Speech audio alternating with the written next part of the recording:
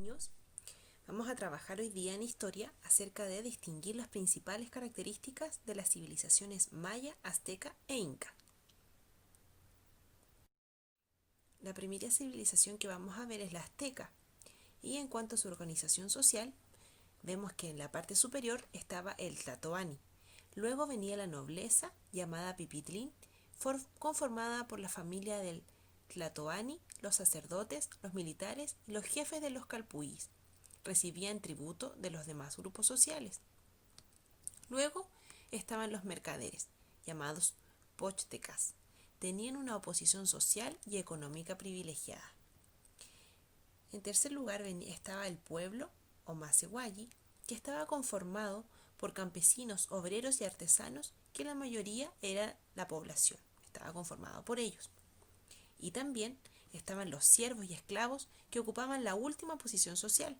Los siervos eran libres, pero tenían la obligación de trabajar para el imperio o para un particular.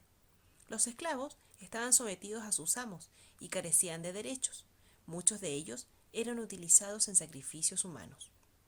Recordemos también que las sociedades de los mayas, aztecas e incas eran jerárquicas y piramidales. Cada civilización designó a los miembros de una manera diferente, pero todas tuvieron una clase dirigente o noble. Luego, una gran mayoría de personas dedicadas a la agricultura y otros oficios, y finalmente personas sin libertad o esclavos. El entorno geográfico de los aztecas es también parecida a la civilización maya, muy parecida ya que habitaron también en la región de Mesoamérica, especialmente la zona centro y sur de México. Esta es una zona montañosa en la que es posible encontrar distintos volcanes y lagos, como los vemos en la imagen. En la fotografía se observa el volcán Popocatépetl, ubicado en la zona central de México.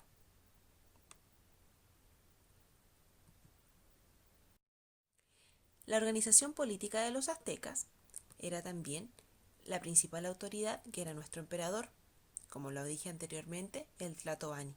Funciones de la autoridad era desde la ciudad capital y controlaba todo el imperio. Él hacía las leyes, dirigía a los sacerdotes y a los militares y decidía el inicio de las guerras y de la paz. Para mantener el orden y administraba también de buena forma los grandes territorios del imperio. Él se apoyaba en funcionarios y autoridades.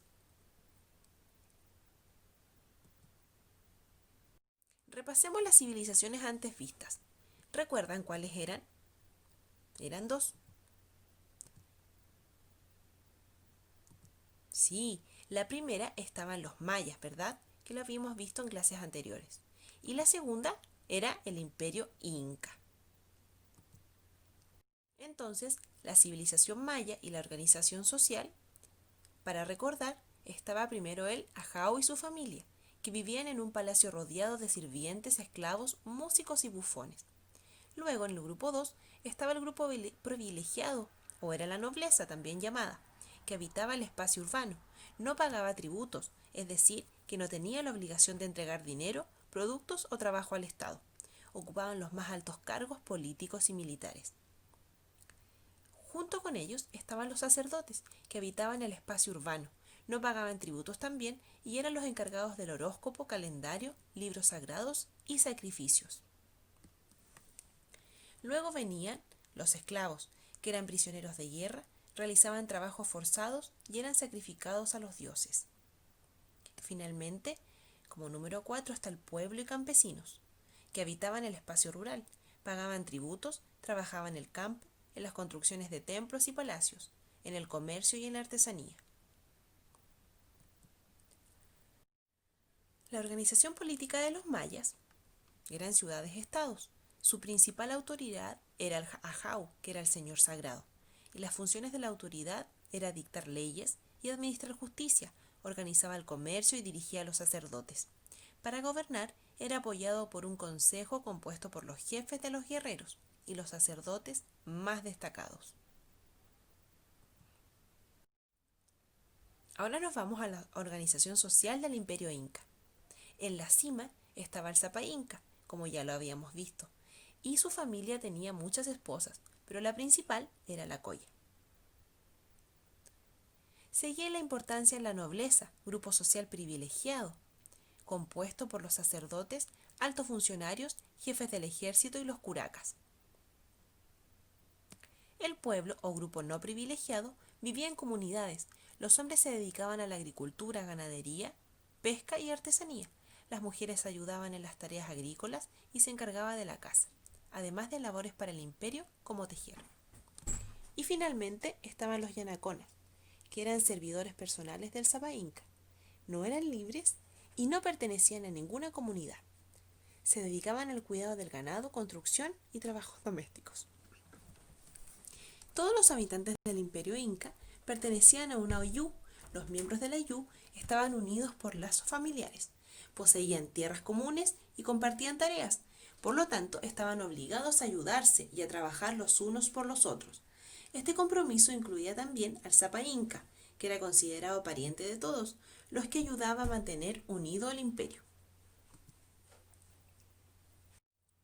La organización política del Inca, o Tahuantinsuyo, el imperio llamado también, era la principal autoridad nuestro Sapa Inca, que era el emperador, y su función era él tenía el poder absoluto sobre las tierras y sus habitantes. Era considerado hijo del dios Sol, gobernaba desde la capital del imperio, Cusco, y nombraba a distintos funcionarios que lo representaban a lo largo del imperio. Los más importantes fueron el Consejo Imperial y los jefes de los pueblos, llamados curacas.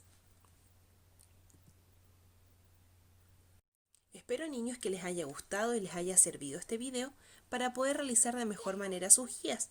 No olviden visitar nuestro canal de YouTube para ver los otros videos que están muy entretenidos. Espero que estén muy bien y muchas gracias por su atención. Adiós.